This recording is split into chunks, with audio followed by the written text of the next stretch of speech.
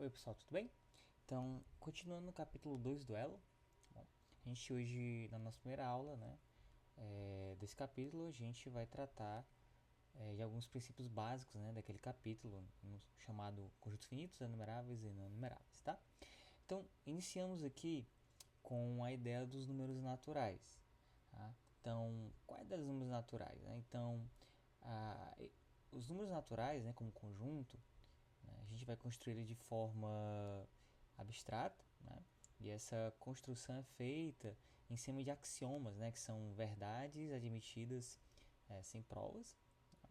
E esses axiomas são relativos a Peano, especificamente Giuseppe Peano, tá? Esse matemático italiano que viveu de 1858 até 1932. Né? E aí, na construção, ele considerava o seguinte, a gente considera um conjunto N, então veja, é um conjunto qualquer, tá? Um conjunto N, eu só dei um nome especial, tá? E uma função que sai desse conjunto no próprio conjunto, tá? Então, o que a gente vai pedir, Algumas coisas específicas, como por exemplo, esses elementos, a gente vai batizar, vamos chamar eles de números naturais, tá bom? E para cada n, o Sn, ou seja, a imagem dessa função, vai ser chamada sucessor de n, tá? Então, sucessor de n. Então, a premissa que a gente vai tomar aqui é sempre aquela. Vamos desgarrar de qualquer hipótese ou construção prévia que a gente tenha sobre os naturais, E vamos, assim, tratar como se a gente nem soubesse o que são os naturais. Porque dessa forma, as ideias elas acabam fluindo mais naturalmente, a gente não é induzido a pensar em estratégias baseadas em coisas prévias e aí que não deu para fazer, E a gente fica mais atento à própria definição em si, certo? Muito bem. Ok. Então, ó, a função S ela satisfaz alguns axiomas. Que axiomas são esses, tá? Então, o primeiro axioma que eu peço aqui é que a função ela seja injetiva, certo? Então, a primeira coisa que eu peço é que a função seja injetiva. Então, lembrando, injetividade é o que? É quando você tem uma função, que, por exemplo, se eu tenho n e m, diferentes, então, deixa eu só ajeitar aqui. N é diferente de m, então, peguei dos naturais, então, obviamente, a sua imagem é diferente, certo? Analogamente, equivalentemente, se a gente tiver o caso em que as imagens são iguais, então é porque os domínios são iguais, Então, esse é lá do capítulo 1 do nosso livro, tá bom? Então, a função ela é injetiva. A segunda condição é quando eu tomo os naturais e tiro toda a imagem, da função, do sucessor, esse conjunto é unitário. O que quer dizer que ele é unitário, pessoal? Quer dizer que ele só tem um elemento, certo? Agora, que elemento é esse, tá? A gente vai chamar esse elemento de 1, tá? E a gente vai notar ele por esse símbolo, 1, tá? Então, o 1, seria então nessa nossa construção o único elemento, que não é sucessor de ninguém. Professor, como é que eu consigo deduzir isso aí, que o 1 ele não é sucessor de ninguém? Ora, veja só, o 1 ele é o que resta, quando a gente aplica todos os naturais, e, e esse elemento chamado 1, ele não é a imagem de ninguém, Então, se alguém é a imagem, se um número, vamos pegar assim, ó, se um determinado número pertence, à imagem da função sucessor, então quer dizer que existe, um mzinho nos naturais, tais que o Sm é n, ou seja, ele é sucessor de alguém, tá? A palavra sucessor aqui pode já lhe induzir o seguinte: o sucessor é que vem um depois do outro, mas aqui a gente ainda tem que provar até isso quando eu dizer o que é um sucessor, Então, no momento, o sucessor são os naturais que são imagens da função sucessor, Só isso mesmo, tá? Não dá para deduzir mais nada além disso. Em frente. E o terceiro axioma, tá? Que pode ser considerado o axioma mais importante dessa parte, tá bom? que até ele ganha um nome, né, que é chamado princípio da indução. É um axioma de grande importância por conta que a partir dele a gente consegue provar mesmo muitos resultados, tá? E ele é uma ferramenta poderosíssima, tá? Então o que é que diz o princípio da indução? Ele diz o seguinte, ó: se eu tomo um conjunto, um subconjunto de naturais, né, de modo que nesse conjunto o 1 pertence a ele, certo? E a imagem, né, pela função sucessor do conjunto está contida no próprio conjunto. O que é isso, né? Isso quer dizer exatamente o seguinte, ó. Quer dizer que se eu tomar um natural no x, com certeza o seu sucessor também está em x, certo? Então, em resumo, se esse meu conjunto x dos naturais ele tiver 1 e além disso ele gozar da propriedade de que para todo natural nele o seu sucessor também está lá, então o que vai acontecer é que esse conjunto na verdade é todos naturais, tá? Então isso faz, né, com que eu garanta que os naturais é o único conjunto, né, que tem essa propriedade de ter 1 e dado o número, o sucessor deles também está lá, né? E todo mundo vai estar lá. Então, qualquer outro conjunto que tenha essa propriedade só pode ser os naturais. Mas a força desse axioma, né, que é o princípio da indução, ele reside no fato em que se eu tiver uma propriedade, né, baseada nos naturais, e nessa propriedade eu consigo mostrar que vale o caso inicial, né? Um pertence, satisfaz a propriedade. E de que toda vez que um certo natural satisfizer, o seu sucessor também vai satisfazer, então sua propriedade vai valer para todos os naturais, tá? Então, vamos para o nosso exemplo aqui, né? Para a gente ver o uso, né, do princípio de indução, tá? Então, o exemplo que eu separei aqui, né, é um exemplo bem clássico, né? Que é o que? Mostre que a função sucessor não possui pontos fixos, certo? A função sucessor não possui pontos fixos. O que seriam os pontos fixos? São aqueles pontos, né, ou os elementos em que a sua imagem é igual a ele mesmo, né? Inclusive até coloquei aqui, né? Ou seja, a função sucessora, a imagem de n sempre é diferente de n, né? Então, um número não é sucessor dele mesmo, tá? Então é isso que a gente vai fazer. Muito bem, então como é que a gente pode fazer isso? Como eu falei, a gente usa, né, a ideia de ferramenta por indução, tá? Então, no caso, você pode ser bem assim, bem rigoroso, tá? Na hora que você estiver demonstrando, tá? De elaborar o conjunto X de fato, né? E demonstrar que esse conjunto satisfaz a propriedade, né? Ou seja, o que é que eu estou dizendo? Você pode começar assim, ó, não solução, né? Deixa eu só ajustar aqui uma coisa. É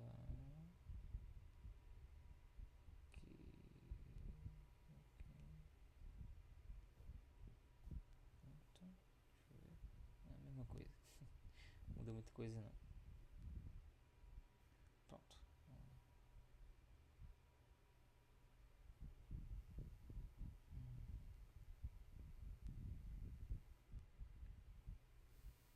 Solução. Pronto, ficou melhor agora. Então, a nossa solução, certo? Vai ficar melhor desse jeito mesmo. Pronto. Então, solução. A gente pode então definir, tá? Então, defina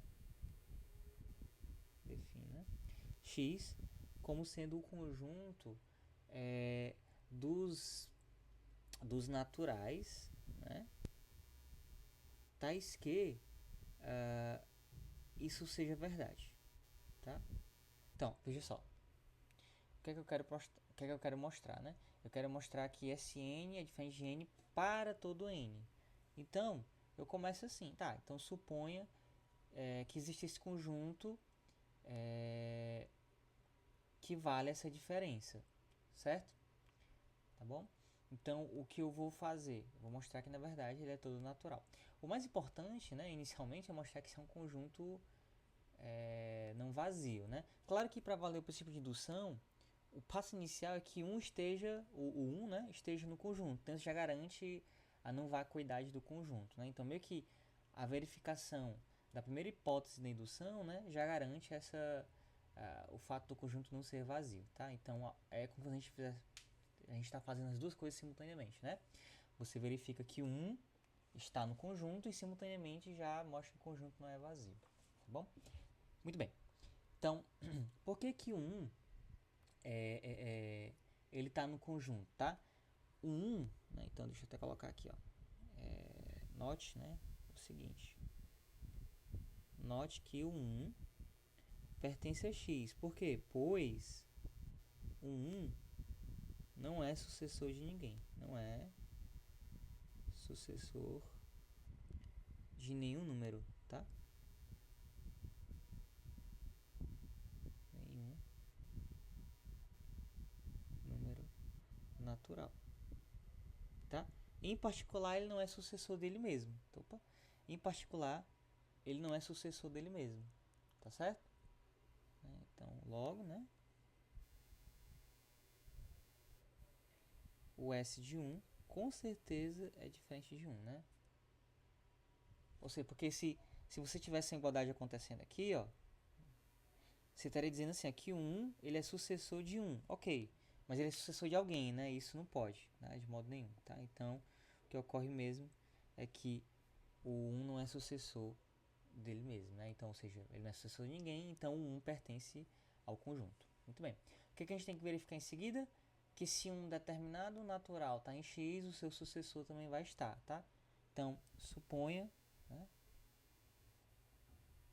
que o n pertence a x. O que a gente tem que mostrar? A gente tem que mostrar, então, exatamente, ó, que o sucessor está no x, tá? Então, suponha que n está em x. Então, tá? O que a gente vai fazer? A gente tem o seguinte, ó, a gente tem que se o n está em x, então ele tem a propriedade de estar no conjunto x, ou seja, o n é diferente do seu sucessor, tudo bem? Né? Então eu escrevi só na ordem trocada, mas basicamente é isso, né? Então o n é diferente do seu sucessor, porque ele está em x. O que a gente vai fazer, né? A função s, sucessor, ela é injetiva. E eu estou pegando dois números diferentes, tá? Então, como s ela é injetiva, temos o seguinte, ó. Temos que, né? Temos que, quando eu aplicar, né, aqui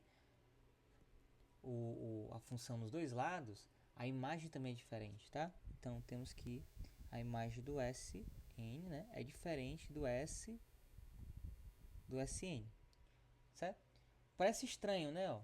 Mas o que eu estou mostrando é isso. Ó. Eu estou mostrando que o sucessor é diferente do seu sucessor, né? Ou seja, o que é que eu estou mostrando? Eu estou mostrando então, né? Se eu chamo esse cara aqui de M, o que eu estou mostrando na verdade é o que? É que M é diferente do S de M. Então logo o M pertence a X, mas isso é equivalente a dizer que o Sn, né, que eu chamei de M, é igual a X. Olha, então aí a gente tem os passos-chave, né? Ó. Eu defini um conjunto, né? Mostrei que 1 está no conjunto. Supus que se n está em x, eu concluí que o sucessor também está em x. Esses são os pontos-chave do princípio de indução. Né? Você tem um conjunto ou uma propriedade, né? Aqui eu fiz via conjunto, né? Você mostrar que 1 está no conjunto ou que o 1 satisfaz a propriedade, e toda vida que um elemento n, né, estiver no conjunto ou satisfazer a propriedade, o seu sucessor também vai satisfazer a propriedade. Então, pelo princípio de indução, a gente conclui então, né, pelo princípio de indução, princípio de indução ou princípio indutivo, né, o x, na verdade, tem que ser todos naturais, ou quer dizer que a propriedade vale para todos os naturais, ou melhor ainda, né, que o Sn de fato é diferente de n para todo n, tá? Isso é só um pequeno exemplo, né, da utilidade do método de indução, certo? Mas, como eu falei, ele é um método bem poderoso para demonstrar propriedades, resultados, tá? Inclusive a gente vai usar ele algumas vezes também no nosso curso, se não, né, várias vezes aí. É uma ferramenta básica, mas muito importante no processo, né? Muito bem. Então vamos em sequência, né? Então, dado que a gente construiu esses conjuntos naturais, a gente pode então atribuir esse conjunto duas operações, uma operação de soma e uma operação de produto, tá? Então, a gente vai definir a operação de soma, tá? E depois, posteriormente, do produto, a multiplicação, de forma recursiva. Como assim, né? Então, conhecendo um caso, né? Eu consigo construir o próximo baseado no anterior. Isso que é a ideia de construção por recursividade, tá? Então, a gente começa da seguinte forma, ó. A gente define a operação de soma assim, ó. O 1 mais o dado natural, né? Para todo natural. O natural somado com 1, o que que é? É você tomar o sucessor desse número, tá?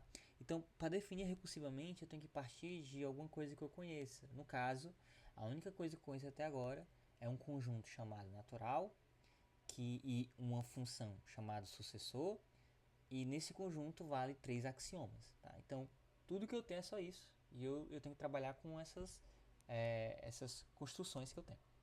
Então, o que é somar? Eu vou denotar por esse símbolo, né, de adição, né, chamada adição. E somar o n com 1 é tomar o sucessor de n. Além disso, tem essa outra definição recursiva, que é o que? Somar n com o sucessor de k é igual a tomar o sucessor de n mais k, para quaisquer n e k natural. Professor, mas como é que isso faz a definição de soma, né? Como é que eu posso fazer somar? Então, para somar, vai ser dessa forma. Se você conhece o caso anterior, você sabe o próximo, tá? Então, a gente começa, por exemplo, construindo o que é 1 mais 1, né? O que é 1 mais 1? 1 mais 1, ó, eu vou usar então essa primeira hipótese, né? Ó, 1 mais 1. Quem é 1 mais 1? Então, 1 mais 1 então, vai ser o seguinte, ó. Vai ser, por definição, né, o sucessor do 1, tá? Pronto, é o sucessor do 1. Até o momento, a gente não tem nomes, né? Então, a gente vai atribuir, então, o nome para esse sucessor do 1. Esse sucessor do 1, chamaremos ele de 2, tá? E aqui são símbolos, tá? Que a gente está usando, tá? Então, note que nessa construção, eu posso utilizar símbolos, assim, quando chegar em números grandes, né? Inclusive, não precisa nem usar o sistema decimal, né? Eu poderia dizer qualquer um símbolo. Eu denotei assim, mas eu poderia ter dito assim, para mim o 2 é esse símbolo aqui agora, ó. Isso é o 2, por exemplo, certo? Mas então a gente vai convencionar, né, que o 2 graficamente tem esse símbolo, inclusive ele mudou ao longo da história, né? Então não é nada fixo, tá bom? Mas o que, é que a gente sabe sobre o 2? O 2 é o sucessor do 1 ou o resultado, né, de somar 1 com ele mesmo, certo? Então, coincidentemente, o 2 é isso aí. O que é o 2, né? Tá, tudo bem, professor. Então, o que seria o 1 mais o 2, então? Olha, agora o 1 mais o 2, eu não poderia usar esse, tá? Ah, não, professor, mas o 1 mais o 2 é a mesma coisa que o 2 mais 1. Aí usa esse. Você estaria certo. Só tem um problema. A gente ainda não mostrou que vale essa propriedade com mutatividade, tá? Então, vamos ficar presos, né, por enquanto, a somente a definição que a gente tem. Então, como eu ainda não sei, é verdade isso, que é comutativo, né? Como eu ainda não sei, eu vou utilizar então a outra parte da definição, tá?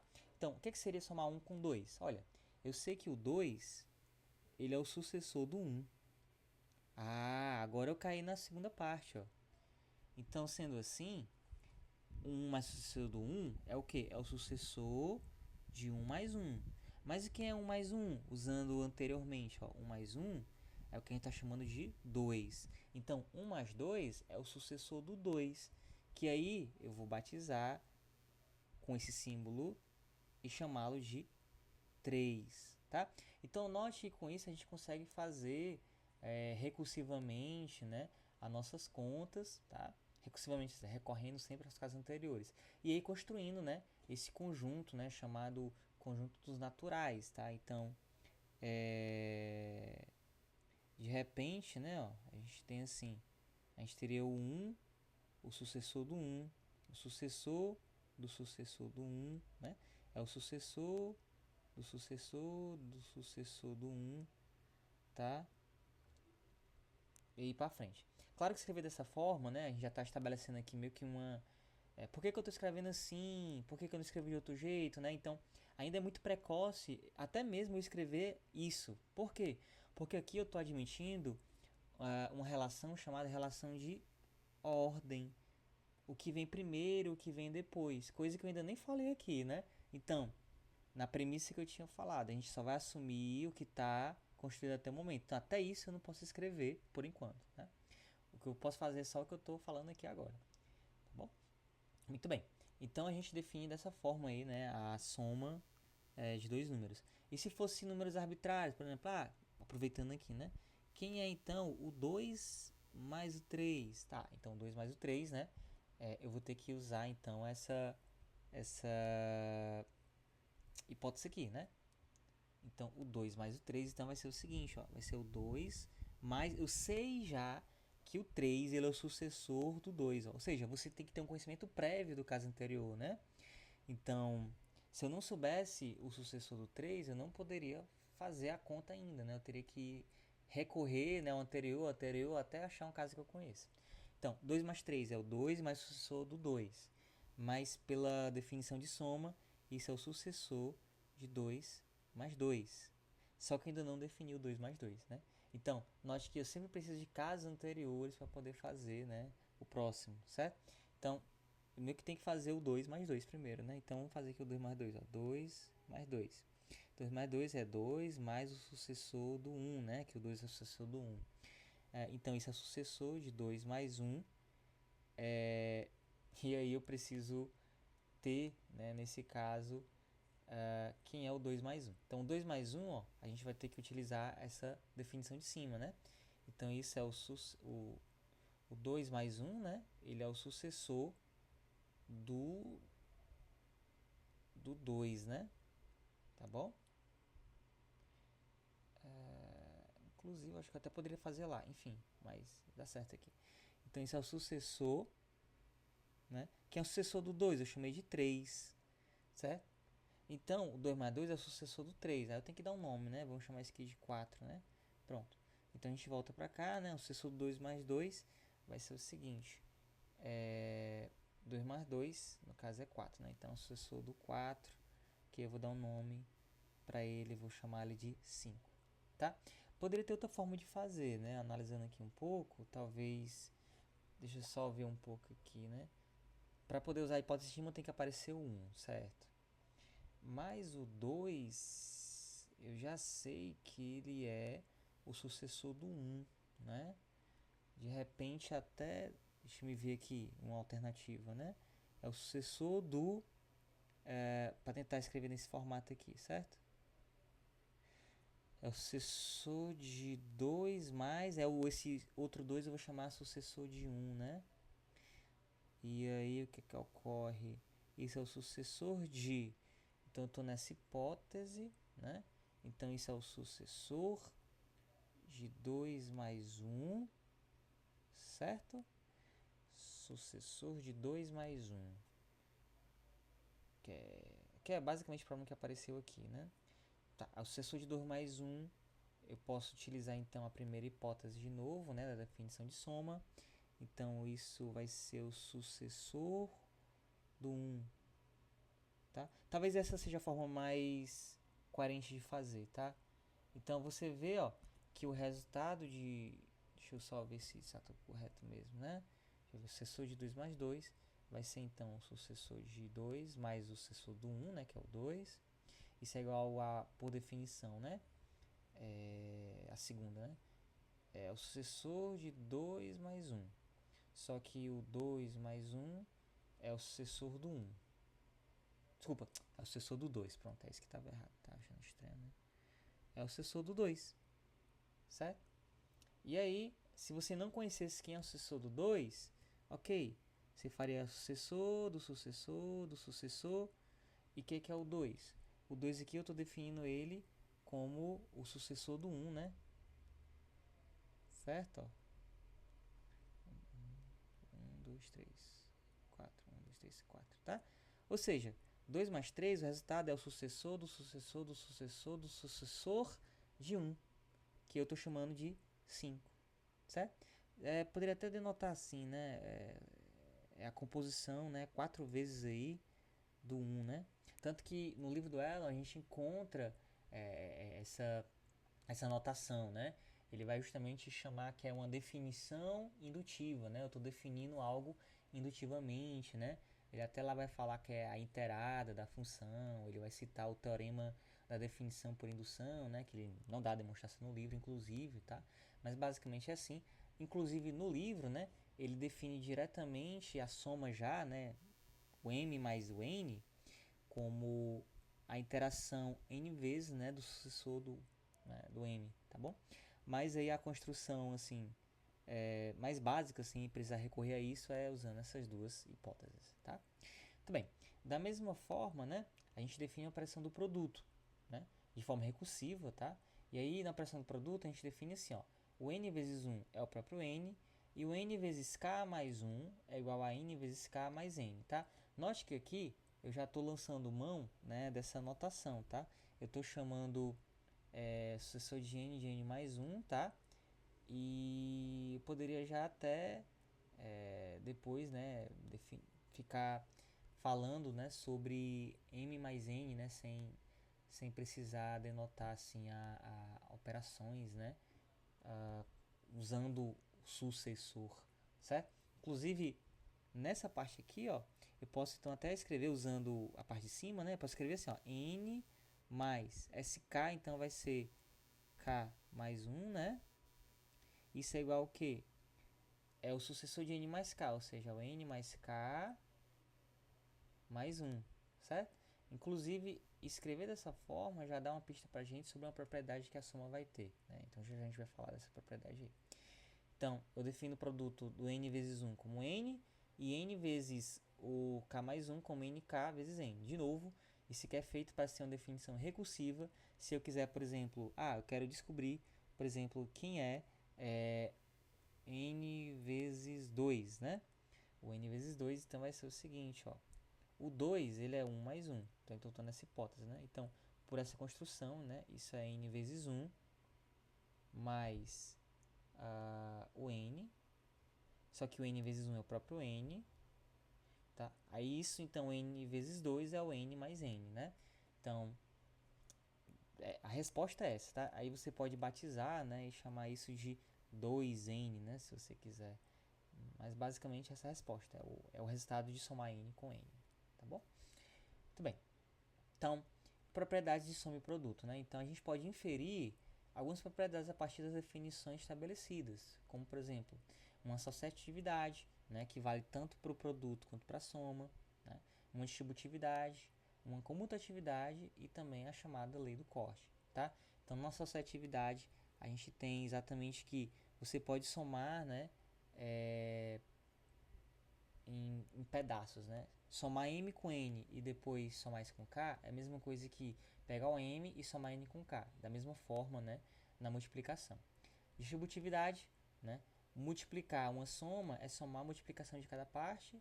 Uma comutatividade, quer dizer, a relação da ordem das operações não importa. E a lei do corte é que se eu tenho n mais k igual a m mais k, então n igual a m, né? E da mesma forma, se eu tenho n vezes k igual a m vezes k, então n igual a m. Aqui, né, começa a fazer um pouco mais de sentido de por que a gente está construindo então os naturais, né, a partir do 1, né? Apesar de que essa justificativa, né, de poder cortar aqui, né, foge um pouquinho dessa parte da análise, né, acaba entrando na ideia de estruturas algébricas, mas se eu tivesse incluído o chamado zero, né, o chamado elemento neutro ali, em relação à soma, eu teria que tomar um cuidado, né, quando eu fosse definir essa lei do corte. Mas como a gente está partindo da construção a partir do 1, né, então não tem essa preocupação aqui nessa parte. Tá? Então, todas elas, né, a prova dessas propriedades, ela faz por indução. Inclusive, é um ótimo exercício inicial, tá? A gente fazer todas, tá?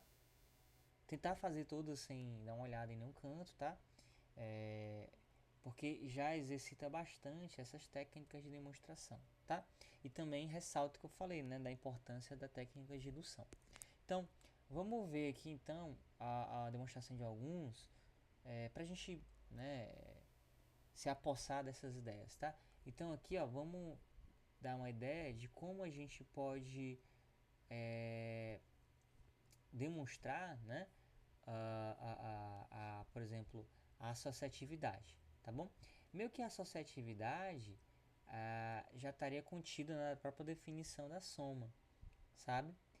Né? Porque, vamos só voltar aqui, ó, para você lembrar, ó. Lá na definição da soma, né, eu vou escrever aqui, ó, o n mais o sucessor é igual ao sucessor de n mais k, né? Então, escrevendo essa notação aqui, o que a gente tem aqui, o n mais o k mais 1 é igual a n mais k mais 1, tá? Só que a gente quer fazer de modo geral, né? Então, o que, é que a gente vai fazer? Por indução, tá bom? De novo, eu posso definir um conjunto onde vale isso, ou já ver isso como uma propriedade, né? E mostrar a validade da propriedade no caso inicial, que é 1, e valendo se vale para o caso, né, intermediário, vale para o próximo, tá bom? Então, a gente vai então dispensar aquela notação, né, de sucessor, vamos utilizar o símbolo de soma mesmo, certo?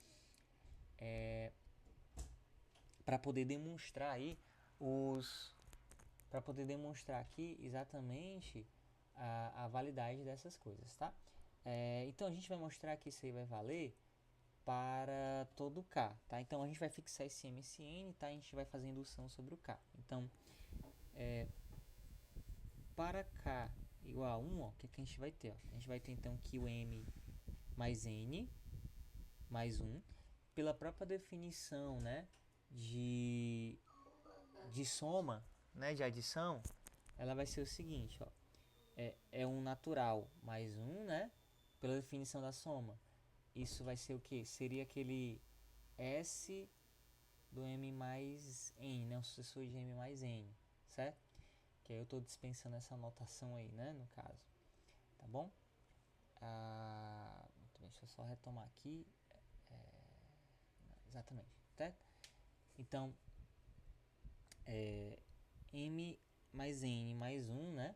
Então isso é o que? Isso aqui é o sucessor do M mais N, certo? O que é que eu quero mostrar? Que isso é o M mais o N mais 1, certo? Muito bem, muito bem. Certo? É o M mais N mais 1 igual ao S. Deixa eu só ver aqui, só se eu não me perdi uma coisa, pessoal. Peraí. Aqui, antes de falar disso.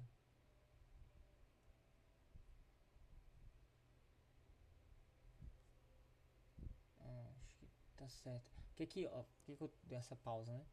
Porque então a gente estamos fixando M, estamos fixando N e a gente está fazendo indução, né, sobre o K. Tá certo? É isso aí, pronto. Então, não, é isso mesmo, tá certo. Pronto, desculpa, pessoal. Eu vou ir por um instante. É exatamente na segunda, né? Que a gente tinha essa definição, né? A primeira, a segunda, né? O N mais o sucessor do K é o sucessor de N mais K, ou seja, o N mais o K mais 1 é o N mais K mais 1, né? Então, já é o trivial, né? Nem precisava ter escrito isso mesmo, não. É isso que eu estava tomando cuidado. Ou seja, é o outro lado, né? O lado direito e o lado esquerdo. Então, o que é isso? Né? Isso aí vai ser justamente na definição da soma, né? Vai ser exatamente o M mais o N mais 1, certo? Ou seja, vale para K igual a 1, né? Muito bem. Então, vale para esse caso inicial. Agora, não, de novo, né? Você pode supor que a propriedade vale para K igual a 1, né? Ou então construir esse conjunto, né, em que vale essa propriedade, tá? Então, fica o seu critério, né? Tratar isso como propriedade ou tratar como um conjunto, tá? Então, agora, supondo que vale para o K. Você pode até atribuir, K igual a 1, vale para K igual a P, tá? Então, você mostra que vale para P mais 1, tá? Então, seria até mais organizado escrever dessa forma, né? Tá bom? Então, agora supondo que vale para K igual a P, né? Isto é bom escrever o que é que significa, né? Valer. Que para K igual a P. Isto é, o M mais N mais P é igual a M mais N mais P. O que é que a gente tem que mostrar? Que vale para o P mais 1, né? Ou seja, que vale para o seu sucessor também. Tá? Então, também assim que a gente vai ter, tá?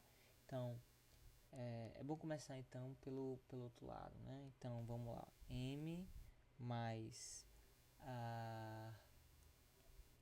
N mais o sucessor do P, que é o P mais 1, né? No caso, deixa eu até colocar aqui, ó. Mais o P mais 1. O que é isso? Então é o M mais... Aí só para poder ficar na cara lá da notação, né? Quem é o P mais 1? É o sucessor do P. Só que é N mais o sucessor do P, lá da definição de soma, isso é o que? É o sucessor de N mais P, certo? E aí eu uso novamente, né? Ó. Quem é M mais o sucessor de alguém? Pela definição, esse é o sucessor de M, né? Mais o N mais P, certo? Ok, só que aqui, ó, vale a hipótese da associatividade, né? Ó, tá bom? Então vamos aplicar a hipótese indutiva aí da associatividade. Então isso é o sucessor de quem, né? É o sucessor de M mais N mais o P, tá? E aí eu aplico a propriedade voltando, né? Então M mais N mais P. O sucessor disso é quem? Então isso é M mais N mais o sucessor de P, tá? Mas quem é esse sucessor de P? O sucessor de P é o que eu estou denotando por P mais 1, certo? Então note que foi provado, né? Por um lado, a gente tem M mais o resultado da soma de N com seu sucessor do P. E do outro lado eu digo que isso é M mais N mais o P mais 1, né? Então tá provado aí a associatividade para a soma, né? O do produto se faz de maneira análoga também, tá bom? Usando em vez da parte recursiva da soma, a gente usa a parte recursiva do produto, tá? Então é basicamente quase trocar o sinal de soma pelo produto mesmo, tá? Vamos para mais uma, né? A gente provou aqui a associatividade.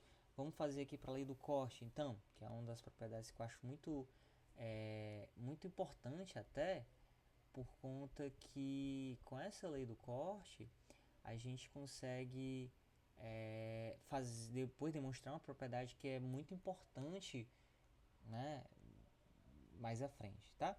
Então vamos ver aqui essa ideia da lei do corte. Então o que quer dizer a lei do corte, né? Se você tem N mais K e isso é igual a M mais K, então é porque o N é igual a M, tanto na soma, né, quanto lá no produto, tá bom? Então vamos provar que tem essa lei do corte aqui para adição, né? Como é que a gente pode fazer, tá? Então a ideia aqui, então, é usar a indução sobre K de novo, né? Tá bom? Então, a gente pode até construir, né? Então, seja... Agora vamos fazer com o conjunto, né? Seja X, né? É legal fazer assim. O conjunto, né? Claro, conjunto dos naturais K tais que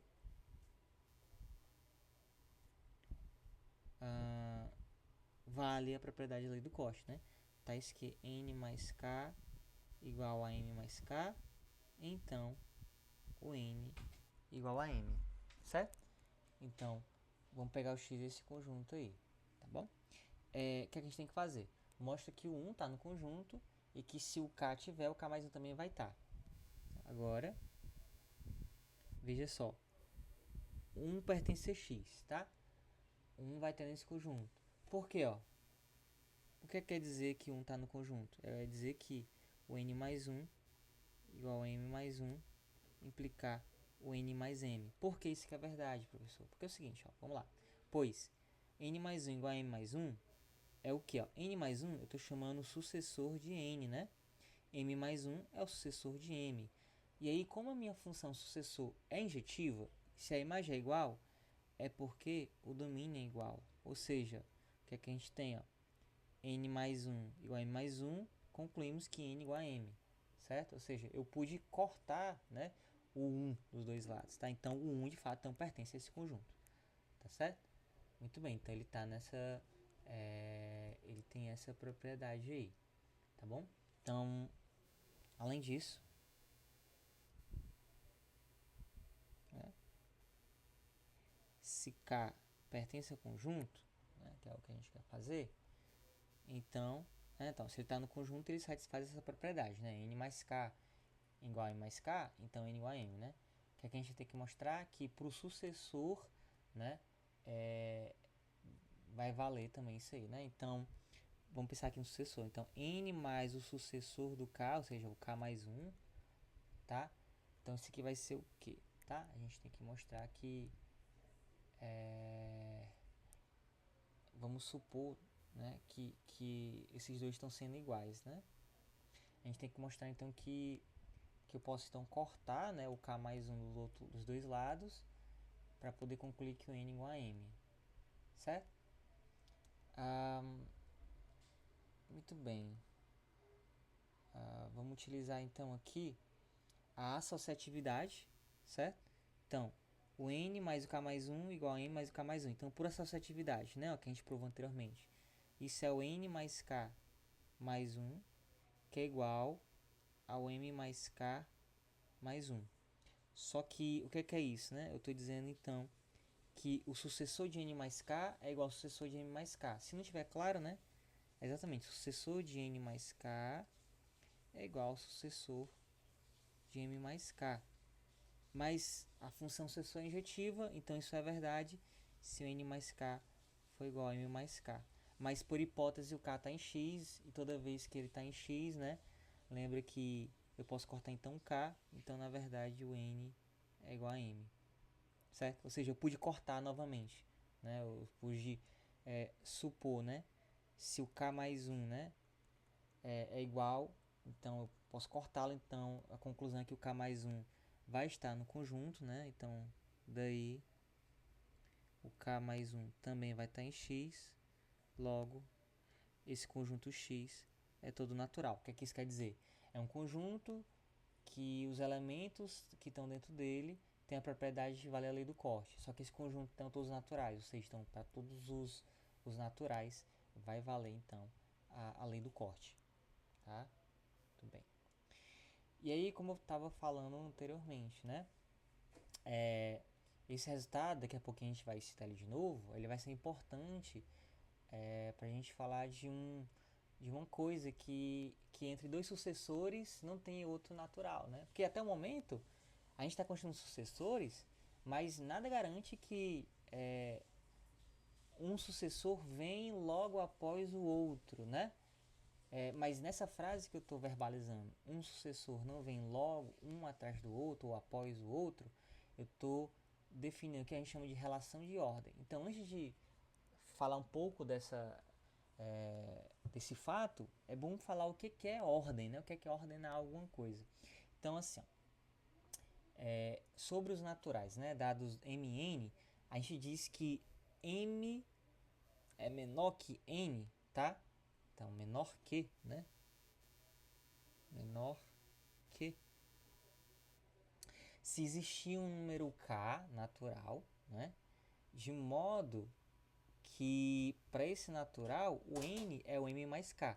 Então, é como se eu estivesse dizendo assim que o M é menor que N porque o N é igual a M mais uma certa quantidade, né? E faz um sentido, né? Pensar dessa forma assim sobre o que é maior e menor, né?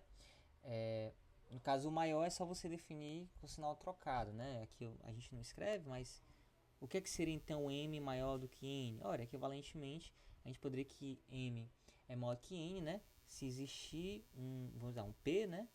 Tal que o M vai ser o P mais K. Ou P. Mas agora deixa eu ajeitar aqui. Ele vai ser o N mais o P. Seria assim, certo? A gente define então o que seria o m ser menor ou igual que n, se eles são iguais ou se o m é menor do que n, ou seja, é o mesmo elemento ou se eles um é a soma do outro, né, de uma certa quantidade natural, tá bom? Muito bem. E aí, para essa relação de ordem, a gente tem algumas propriedades. Quais são elas? A transitividade, que é o que? Se m é menor que n e n é menor do que p, então m é menor do que p. A tricotomia.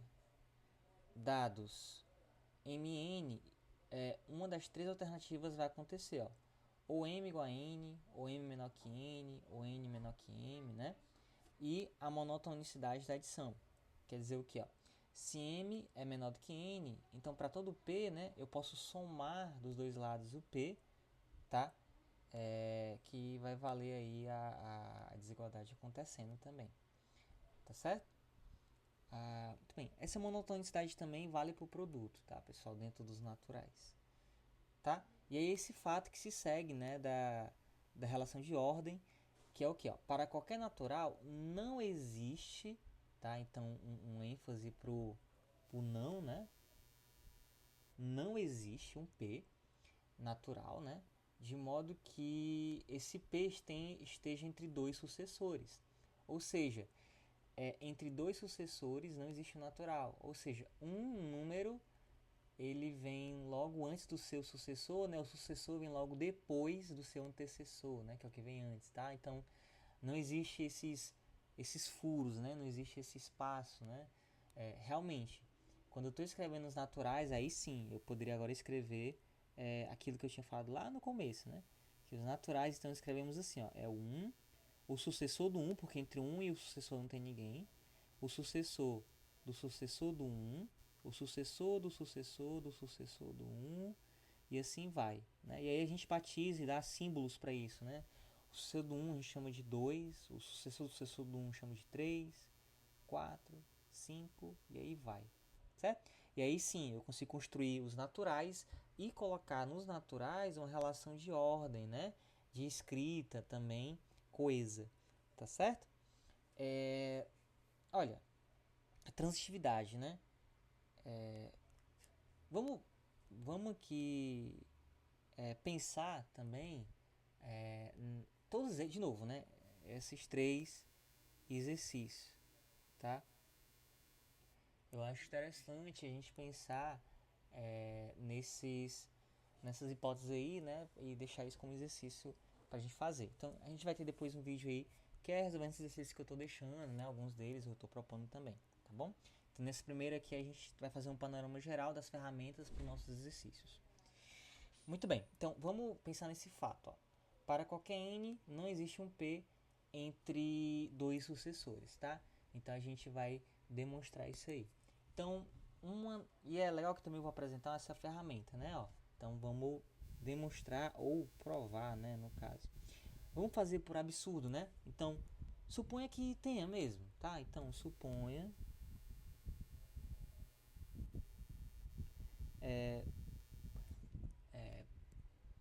por absurdo, né? Que exista, né? Acho que existe esse P natural. Na verdade, eu acho que dado N, né? Então, suponha por absurdo que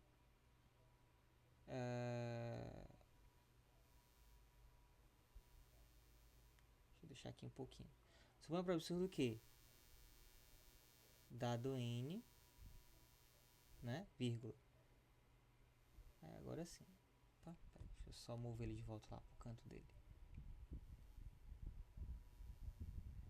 Né? Então, suponha por absurdo que existe esse P tal que N é menor do que P é menor do que N mais 1, né? Então, eu quero mostrar que isso não acontece nunca, né? Então, suponha que aconteça pelo menos uma vez, né? Para poder furar a hipótese. Então, suponha para absurdo que para esse N específico, né? Existe um P específico, né? De modo que esse P está entre N e seu sucessor. Então, para poder quebrar a regra, basta que falhe uma única vez, Tá? Então o que a gente vai mostrar que algum absurdo aí vai acontecer, tá bom? Muito bem, então o que a gente vai utilizar? A hipótese do que é relação de ordem, né? Que é que um número ser menor do que o outro. Então, aqui eu tenho dois pedaços, né? O primeiro pedaço é que o n é menor do que p. Ora, então temos o seguinte, ó. Temos que, como o n é menor do que p, então p ele é um n mais um certo k, certo? Tá bom? Então a gente vai ter isso aí, tá? Além disso, né? E a outra parte, tá? Ó, a gente tem também que o p é menor do que n mais 1, ou seja, o n mais 1 ele é o p mais um certo l, tá? Com k e l naturais, tá? Ou seja, é justamente a definição de ser menor, né? Um que o outro, tá? Então, se não vejamos, né? O que é que a gente vai ter aí, né? Então, a gente tem o que? Vamos lá.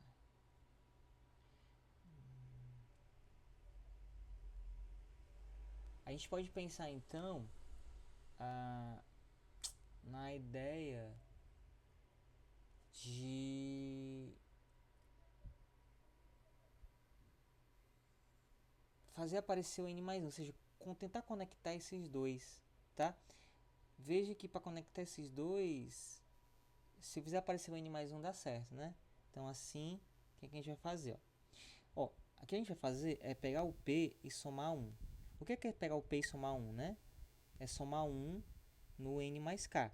Então, por associatividade e comutatividade já junto, isso aí, já dando um certo pulo, né?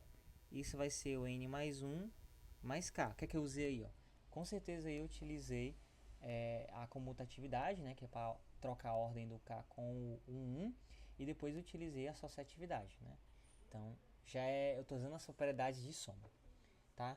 Então, note, nas provas a gente está usando só o que a gente tem até o momento.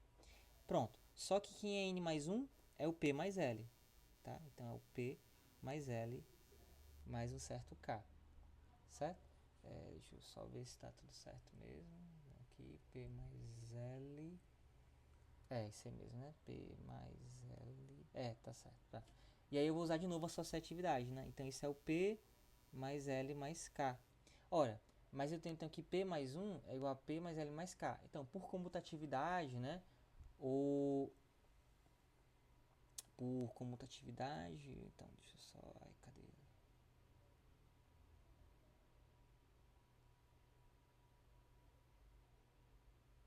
Pronto. Então, por comutatividade,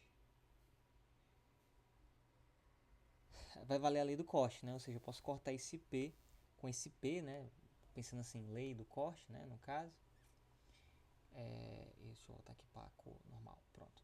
Então, o que é que eu tenho, né? Logo, eu tenho que L mais K, dois naturais, a soma dá 1. Ora, o que é que eu estou dizendo? Que somando o L com K, eu vou ter 1. Mas isso aqui é um absurdo, né? Porque eu estou dizendo que o 1 ele é o resultado da soma de alguém. Consequentemente, né? Ele vai ser o sucessor de alguém, o que não pode acontecer, certo? Ou então ainda, pela própria definição de soma, né? Ó, quando eu estou somando, eu estou considerando que a soma é resultado de algum sucessor, né? Então, lembra, voltando aí lá nas nossas construções, a gente tinha visto isso, né? Que em algum momento eu escrevi aí também que está a soma bem aqui, né? Ó, somar dois números sempre é tomar o sucessor, né? Sucessor iteradamente, né? No fim das contas, né? Do 1, certo? Então, o que eu estou dizendo é que para algum número muito grande, né? Eu dizer isso aí, né? Que L mais K é igual a 1, isso aqui é equivalente a dizer, então, que o 1 seria o sucessor para uma quantidade bem grande, né? Na verdade, a gente sabe que quantidade é essa. A quantidade seria o que a gente chama de L mais K menos 1, né? Depois, mas esse menos aí agora a gente não tem, mas enfim. 1 é o sucessor de alguém, né? Para um número bem grande. Ou seja, absurdo, tá? o 1 não é sucessor de ninguém. A gente tinha visto isso lá desde o começo, certo? Ou ainda, né? Melhor ainda, né? Você poderia dizer o seguinte, né?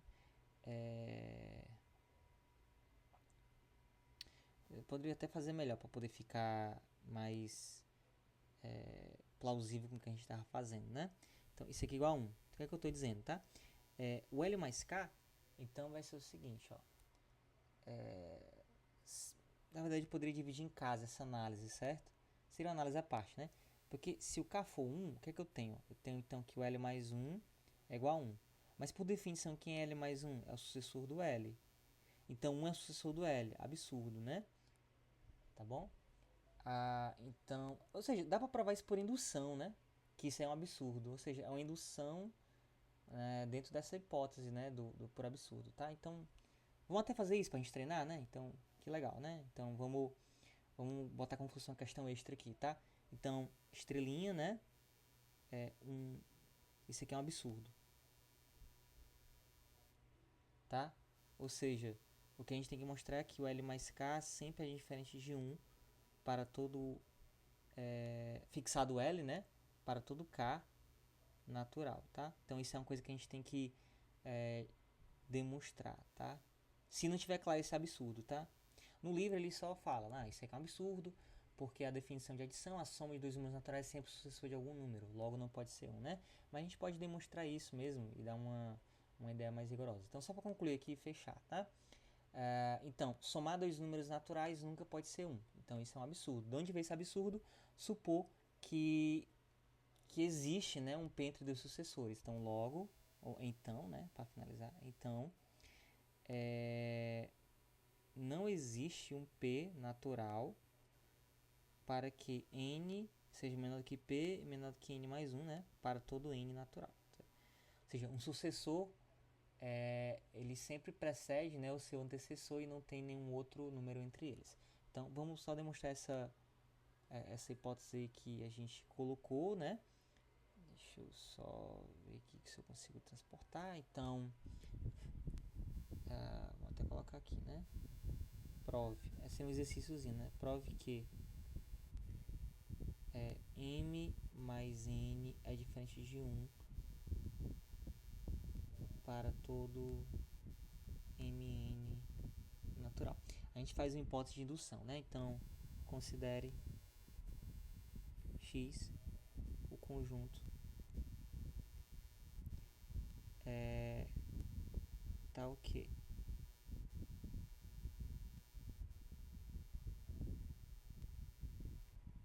conjunto dos K naturais dos N naturais tais que M mais N é diferente de 1. Então, note que 1 pertence a X. Por quê? Pois, veja só, M mais 1 é igual ao sucessor do M, tá? E com certeza é diferente do 1, né? Porque o 1 não é sucessor de ninguém, tá bom? Então, suponha agora que o N pertence a X, ou seja, vale essa propriedade que o M mais N é diferente do 1. Né? O diferente aqui é não ser igual, né? No caso, que é isso que a gente está dizendo, tá? Ou que nunca vale a igualdade. Então, suponha que o N está em X. Então, daí, o que é que a gente vai ter? A gente tem que ver M mais o N mais 1, né? Que é o sucessor dele, tá? Então, o que é que vai ser isso, tá? Por associatividade, né? Isso é a mesma coisa que M mais N mais 1, mas isso é dizer o sucessor de M mais N, né? Que também nunca pode ser 1, tá? Porque 1 não é sucessor de... Ou seja, realmente se baseia nessa hipótese, né? Que ele não é o sucessor de ninguém, tá? E aqui eu estou usando a definição da adição, de acordo com o que o Elo estava dizendo mesmo, tá? Então, logo, o N mais 1 pertence a X. Daí, o X tem que ser todos naturais pela hipótese de indução, ou seja, Nunca somar dois números naturais, isso vai dar 1, tá? Então, só para deixar fechada essa parte, tá? Ok, isso aí é muito bom para poder a gente utilizar na demonstração do chamado princípio da boa ordenação, que diz o seguinte: todo subconjunto não vazio A possui um elemento mínimo. Ou seja, o que é o elemento mínimo nesse caso, tá? É um elemento natural, de modo que ele é menor ou igual que n para todo n em A. Ou seja, se tiver alguém, né, se eu tiver um m menor do que esse n0, então o m não pertence a A. Ou seja, o A é o menor conjunto, né, que isso ocorre, tá? Então não tem não tem outro menor do que ele, tá? Então o que eu estou dizendo, né? Todo subconjunto natural tem um menor elemento. Isso vai ser útil para a gente posteriormente, certo? Pronto, como é que a gente pode fazer essa ideia, né, dessa demonstração, tá? Então, a demonstração, ela se segue, tá? De uma maneira bem simples até, tá? Mas ela usa fortemente aí no final ali do corte, né? Eu vou citar pra gente ver exatamente, tá? E a gente vai usar, na verdade, o indução. Na verdade, a gente vai construir um conjunto, né? E relacionar ele com a hipótese de indução, tá? Meio que fechar a aula falando do começo, tá? Então, vamos fazer então o seguinte, ó. Vamos considerar, né? Então, considere, deixa eu dar um zoom aqui. Considere I de n como sendo o conjunto dos naturais, né? De modo que na relação de ordem, né? Ó, esses naturais estão entre 1 e n, né? Ou seja, é o conjunto 1, 2 até n, né? Ou, usando a relação de ordem, né? É esse conjunto aí, tá bom? Muito bem. Aí também a gente vai considerar o seguinte, ó. Vamos então considerar o conjunto x, né? Então seja... Vamos chamar A, né? Vamos chamar B. Então seja B exatamente um subconjunto, né? Seja B um subconjunto dos naturais, né? Tais que o IN ele está contido nos naturais menos o A, certo? O que quer dizer esse conjunto B? Esse conjunto B, então, quer dizer o seguinte, ó. Isto é, se um N pertence a B, então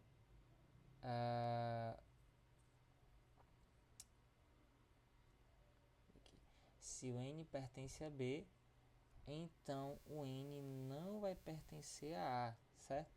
Porque, ó, é exatamente o conjunto dos naturais, né? Ou seja, desses N, né?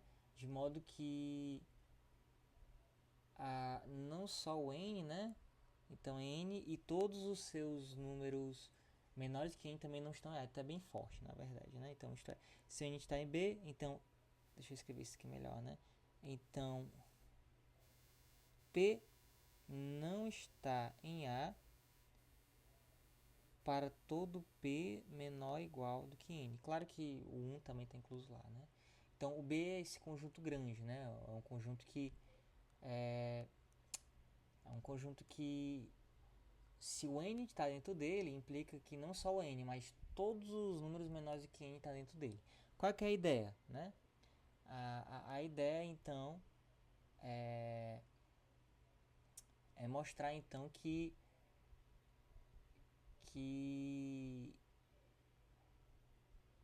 o conjunto B, né? A gente vai analisar as propriedades que esse conjunto B ele vai possuir, certo? Tá, tudo bem. Então, muito bem, muito bem. Então, vamos nós aqui. Vamos lá, tá? Então, vamos pensar o seguinte, tá? Ó, todo subconjunto A não vazio possui um elemento mínimo, tá? Então, vamos começar assim, ó. Se um pertence a A, o problema acabou, né? Não tem mais o que fazer, tá? Então, se um pertence a A, está demonstrado. Por quê? Porque o 1 é o menor elemento dos naturais, certo? Então, não tem ninguém menor do que 1, né? O 1, na relação, né, de ordem, né? Ele é o sucessor, ele não é o sucessor de ninguém, né?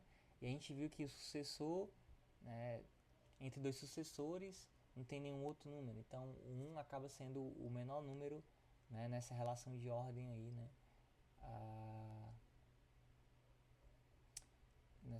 Inclusive, acho que é uma coisa interessante, né? Mostrar que 1 é o menor que qualquer outro número natural diferente de 1, né?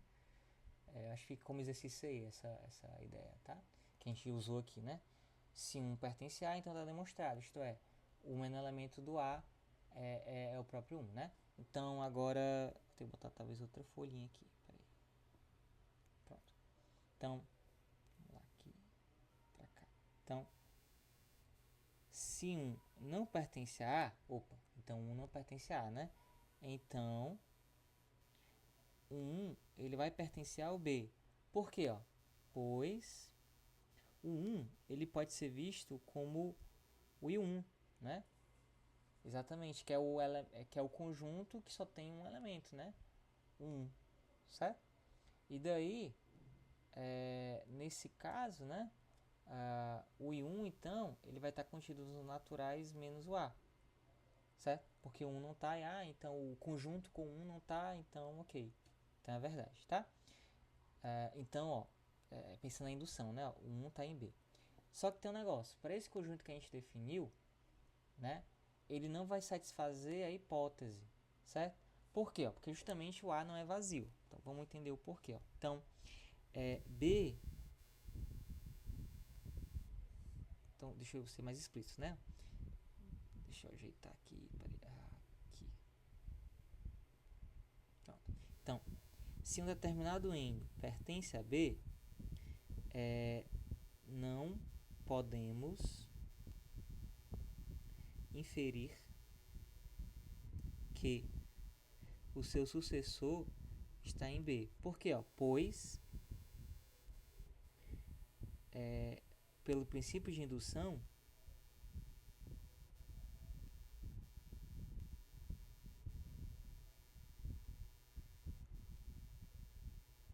teríamos o seguinte, ó. 1 já está no B. Se o N está em B, conclui-se que o N mais 1, né, que é o sucessor, está em B, então teríamos que o B seria todos naturais. Ou seja, né, ó, a gente está definindo o B justamente como os naturais, de modo que o IN está contido no N menos A. Se o B é todos naturais, então concluiríamos que o A é o conjunto vazio, né? Ou seja, não teria elementos, né, não teria elementos aí para poder a gente trabalhar, certo? Aqui, não sei se ficou claro aqui, né, mas dessa definição a gente tem que o B, na verdade, ele está contido, né, nos naturais tirando o A, né, no caso. Então, se o B é todos naturais, é porque o A é o conjunto vazio, né? Não tem o que fazer, certo? Muito bem.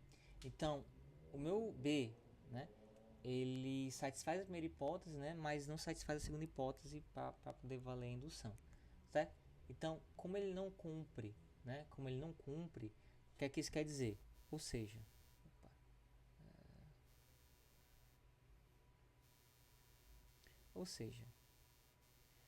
existe, então,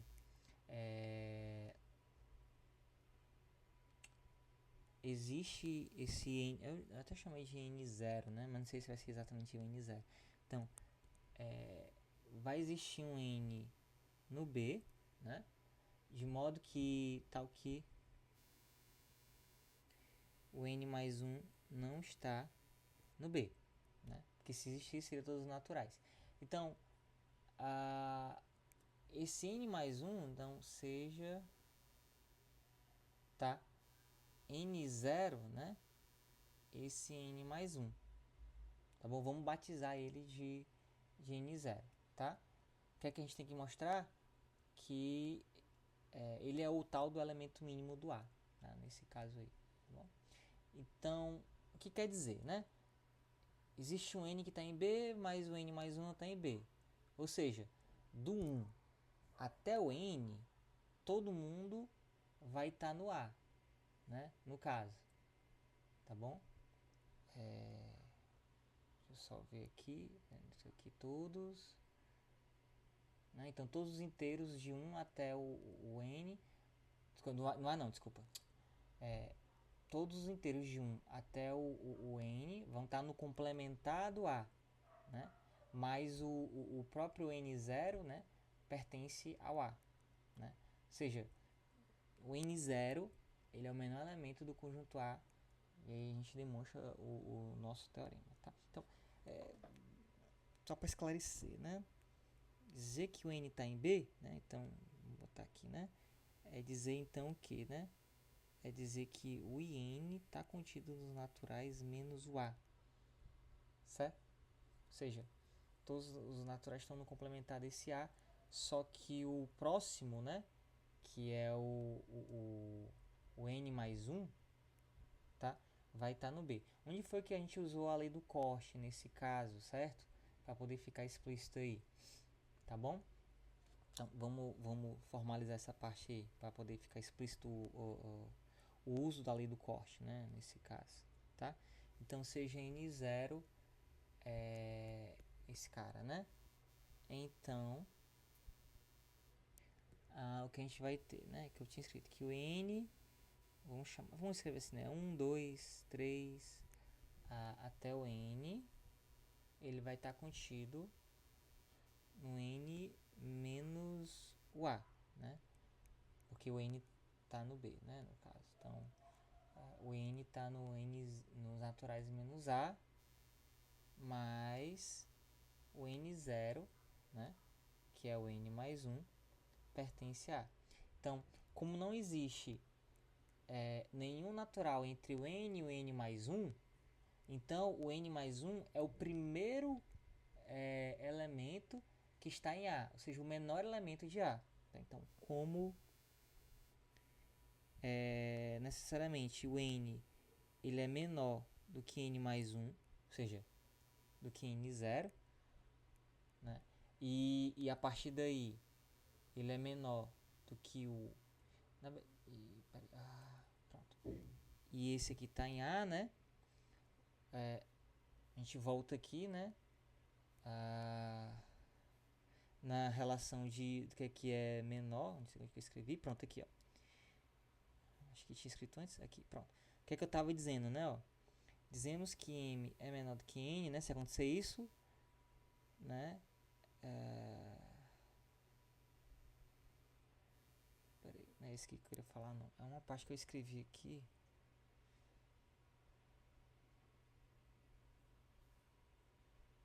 Pra falar de menor. Ixi, agora... não, foi na hora que eu tava definido aqui. Pronto, é bem aqui. É aqui. Certo? Então, o que é que eu tinha falado, né? O que é o elemento mínimo, né? É o seguinte, se alguém é menor do que ele, não está no conjunto, tá? Então, é isso que a gente está fazendo, tá? Então, como o n é menor do que n mais 1 não está em A, mas o n mais 1, que é o n0, vai estar em A, e não tem nenhum outro número entre n e n mais 1, né? Porque é aquele fato que a gente demonstrou. Então, n mais 1 de fato é o menor elemento de A, tá? Sendo o menor elemento de A, certo? Por quê? Porque não existe número natural entre n e o n mais 1, tá? Não sei se ainda tem umas coisinhas para fazer. Vou tentar dar uma esticadazinha que já tá passando o tempo, tá? Então, o segundo princípio da indução, né? A gente utiliza o princípio da ordenação para poder dar um sentido para o que a gente chama de segundo princípio da indução, que é o seguinte, ó. Seja x o conjunto com a seguinte propriedade, né? Dado um n natural, se x contém todos os naturais menores do que n, então n está em x. Então, nessas condições, o x é o próprio n, né? Ou seja, é um conjunto que, se eu der o n, se eu mostrar que todo mundo antes dele está no conjunto, então o próprio n está no conjunto, né? Enquanto que a indução clássica mostra que o 1 tá, né? Se o n tiver, o conjunto tiver a propriedade do seu sucessor, também pertence ao conjunto, então todo mundo, todos os naturais vão estar lá. Aqui é ligeiramente diferente, né? Se você tem um conjunto, de modo que, dado n, todos os elementos antes de n estão no conjunto, então o próprio n vai estar no conjunto, né? É como se eu quisesse mostrar que vale para o n, então mostra que vale para todo mundo antes dele, tá? É por isso que a gente chama de segundo princípio de indução. E assim, é bem fácil se convencer dele, tá? A ideia, né, a demonstração é bem simples até. A gente define um conjunto y como sendo os naturais menos o x, né? E a nossa afirmação é que esse y na verdade é vazio, ou seja, o y seria o conjunto dos elementos, né, naturais que dado n, se você mostrar que os seus anteriores satisfazem a propriedade, né, uma seguinte propriedade aí, o n não está no conjunto, né? Então, na verdade não tem. Se isso acontece, então acontece para todo natural, é isso que quer dizer, tá? Muito bem. Então, se ele não fosse vazio, tá? Existiria então um elemento, pelo menos um elemento, mas se vai mais de um, vai existir um elemento mínimo, né, numa classificação de ordem, um elemento k, né, mínimo, tá bom? E para esse elemento mínimo, né, então para todo vamos lá, para todo n menor do que k, teríamos que n na verdade pertence a x, né? Porque k é o menor elemento do y, né? Então, se alguém é menor do que ele, não está no conjunto y, então vai estar no conjunto x, né? Pela definição de minimalidade do conjunto, tá? Do elemento, desculpa. Tá? Então, para todo natural menor do que k, teremos que esse natural, na verdade, ele vai estar em x, tá? Só que, se o elemento n está em x, então, o seu sucessor estaria em x, certo? Então, a ideia é assim, eu estou pegando o menor elemento do y, então, para todo n menor do que k, teremos que ele está em x. Então, o n mais 1 estaria em x. Desculpa.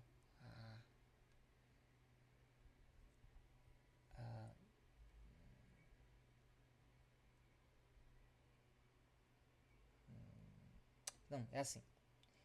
Eu peguei esse elemento k do y, né? Então para todo n menor que k, a gente tem que o n estar em x. Mas pela hipótese que você fez pro conjunto x, né? Ó, se todos os naturais menor do que... Pega um n, né? Talvez eu estou confundindo com nm, né? Melhor trocar então a letra aqui. Peraí. Para todo p, pronto. Para todo p menor do que k, teremos que o p está em x, porque o k é o elemento mínimo. Só que pela propriedade está em x, né? Ó, esse k é um natural. Ok, é um natural que está em y, mas é um natural. O k é um natural que todo p menor do que k, o p está em x. Então, pela propriedade do x, o próprio k teria que estar em x. Só que é uma contradição, né? Porque o k, na verdade, está em y e o k e o x são disjuntos. No dia que tivesse contradição, supor que é diferente do vazio. Então, o y é vazio, logo vale mesmo o segundo princípio da indução. Como é que a gente utiliza o segundo princípio da indução? A gente vai utilizar aqui, ó, todo número natural se decompõe de modo único como um produto, né, de fatores primos, tá bom? Um produto de fatores primos. Então, vamos nós, né? A gente, então, vai escrever Lembrando, né? O primo que, né? O número é primo se ele for diferente de 1, né? E não podemos escrever ele como um produto de outros números, né? Então, só esse lembrete aí, né? P é primo se ele não for 1 e não é possível escrever P como produto de N com M para Mn naturais, tá? Não é possível fazer essa construção. Claro, aqui M menor do que P e N menor do que P também, tá? Isso quer dizer que no caso é primo, tá? Então, esse aqui é o chamado teorema fundamental da aritmética, né?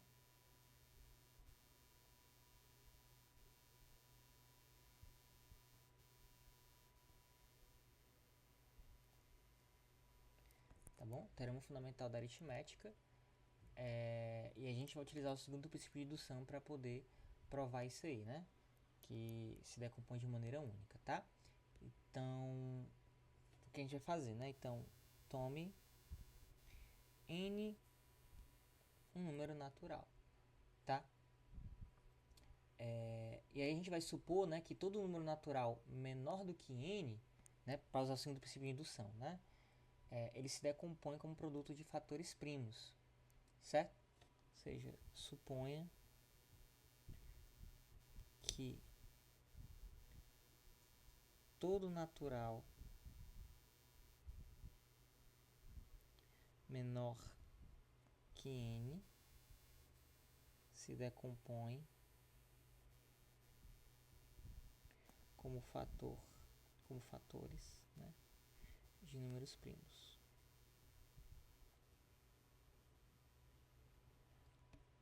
Tá certo? Então a gente tem duas hipóteses, né, sobre o próprio N, tá? Então, duas hipóteses, duas conclusões, né? Então, N é primo, né? Na verdade, ou N é primo, certo? Então, nesse caso, é trivial, né? No caso, o produto de primos, né? Porque a decomposição é fatores primos, é um único fator que é o próprio primo, tá? Então, caso contrário, né? Ou ele é um N vezes um M vezes um K, né? Com um M menor do que N e K menor do que N, tá? Ou seja, ou N é primo ou N é composto, tá? Mas o que eu não estou dizendo ainda, né, que o N é um produto de primos. Eu só sei que ele é a multiplicação de dois naturais e esses dois naturais são menores do que N, né? Nessa decomposição. Mas por hipótese de indução, todo natural menor do que N, né, se decompõe como fatores primos. Daí, o M se decompõe, né, como fatores primos. M daí, na verdade, né, M e K são produtos, né, na verdade, de fatores primos.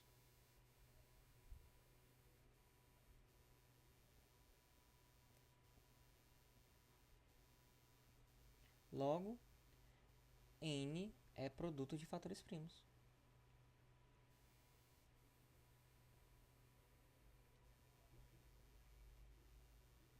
Certo? Tá bom? Então, acaba que vale também para o N, tá? Então, pelo segundo princípio de indução, logo, vale para todo N.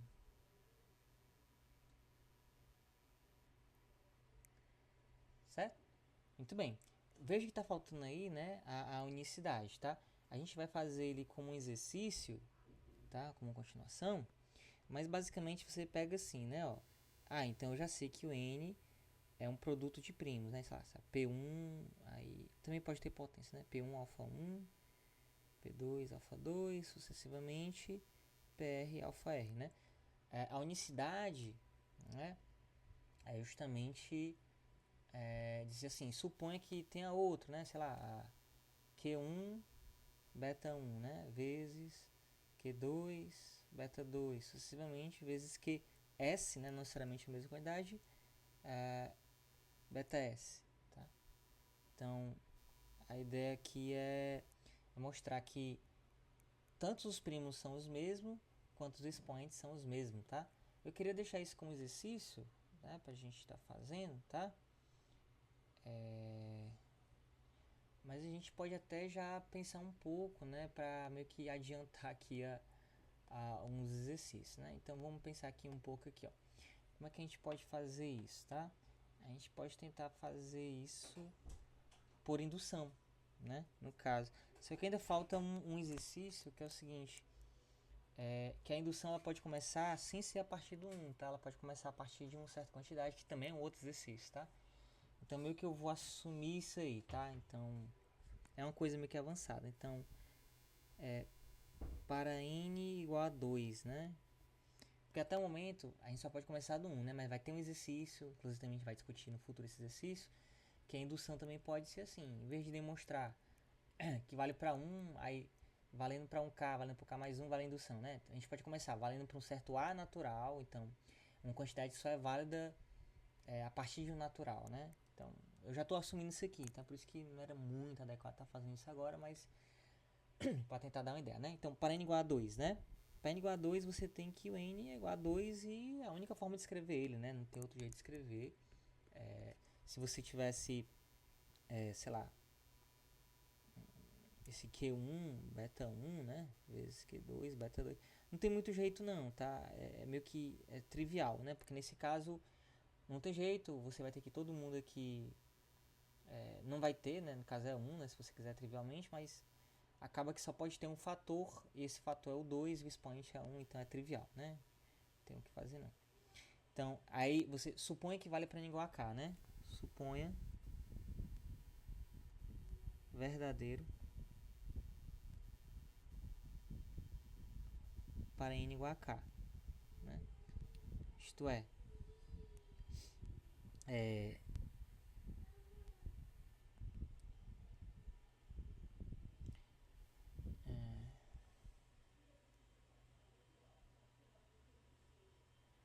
se você tem k, né? Então para n igual a k, então você teria assim, ó, P1 alfa 1, mesma coisa, né?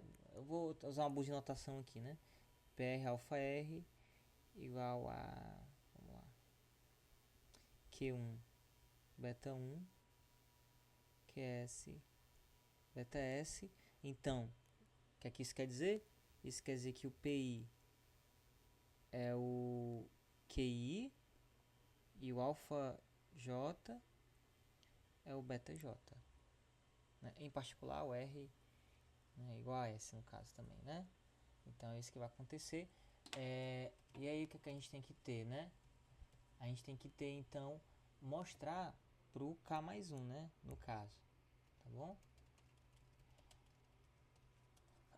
Muito bem, é isso aí. Então vamos lá. Mas ó, de novo, só enquanto isso aqui a gente ainda tem que demonstrar, né? Que na verdade é o exercício, acho que eu tenho que ver o número aqui. É o exercício do Elon, né? Do livro, a gente vai estar também trabalhando ele nos vídeos posteriores. Mas também tem que ser feito, tá? Isso não pode ser assumido assim de cara já não, certo? A gente tem que realmente também dar uma demonstração para esse fato aí, tá? Mas eu tô só assumindo aqui já para poder dar uma completude, né? Vamos assim dizer, no nosso exercício, tá? Muito bem. Então a gente tem que mostrar a unicidade, tá? Muito bem. Então vamos lá, né? Então vamos supor que então tá valendo então para esse K, tá? Na verdade, vamos fazer o seguinte. Já que a gente... Vamos usar o segundo princípio na indução, né? A gente está nessa ideia. É melhor do que usar a indução mesmo clássica, tá? Então... Tá bom? Então vamos meio que recomeçar aqui, né? Vamos pensar aqui de novo, tá? Então acontece, pessoal. Essa é a estratégia de solução. Tá, então vamos lá. Eu tenho que o N então se escreve como esses dois. Então a conclusão que eu quero no final é mostrar que o R igual a S, PI igual a QI e alfa J igual a beta J. Ou seja, os expoentes são iguais, a mesma quantidade, e os primos são os mesmos, né? Pronto. Então, só ver aqui se eu tô, né? Conjunto de propriedade que dado n, todos os naturais menores que ele, então vale, tá? Então tudo bem. Então, como eu falei, né? No 2 já tava, nem precisa, né? Então desse exercício, né? Vai ficar melhor, né? Então, suponha que a unicidade vale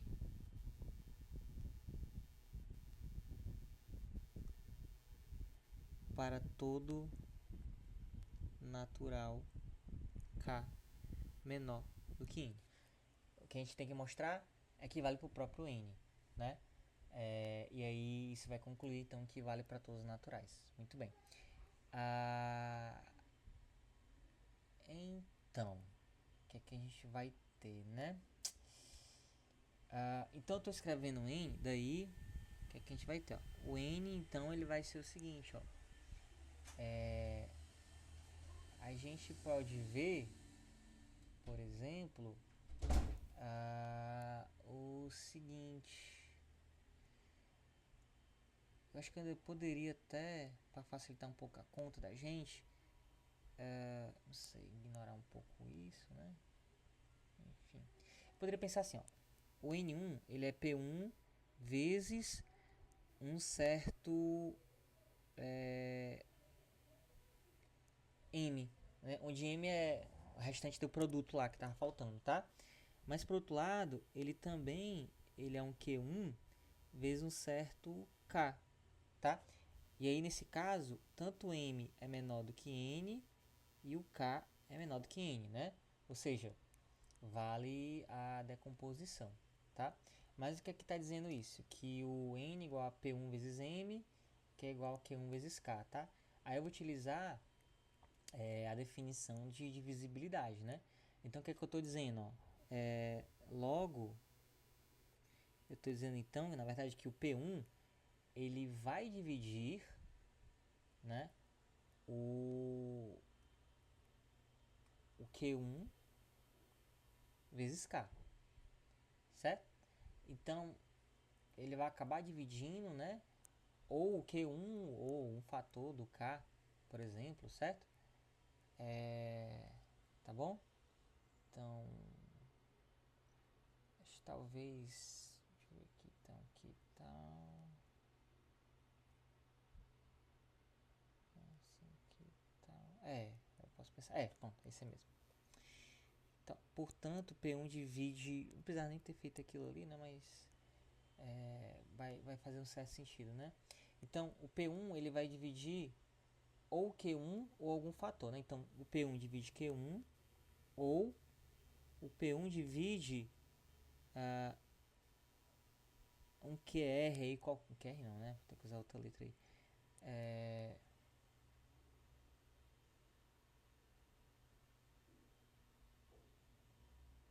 Ou ele vai dividir um QJ, né?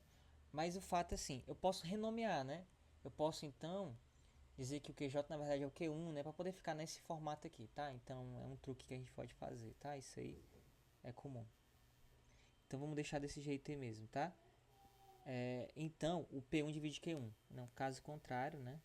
Caso P1 divida um QJ, renomeamos QJ para ser na verdade o Q1. Ou seja, eu coloco ele no começo da posição, né? Então vai dar tudo certo, tá? Muito bem. Então caso contrário a gente renomeia. Então o P1 vai dividir o nosso Q1. Ora, mas se dois primos se dividem, é porque na verdade eles são os mesmos, né? Então P1 é igual a Q1, certo? Muito bem, tá? Então, olha, se P1 é igual a Q1, então daí P1 vezes M é igual a Q1 vezes K, ou seja, o P1, vou botar aqui já, né? P1. Então, P1 vezes M é igual a P1 vezes K. Lei do corte. Para multiplicação. Pela lei do corte, né? O M vai ser igual a K. Só que M é menor do que N e K é menor do que N. Logo, os demais, né? Logo, os fatores primos de M e K são iguais. Daí N, que é P1 vezes M, mas também ele é Q1, que é o mesmo P1, né? Vezes K, é igual, né? Ou seja, se escreve como produto de primos de forma única.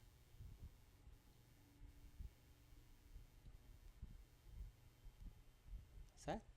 Pronto, com isso a gente conclui aqui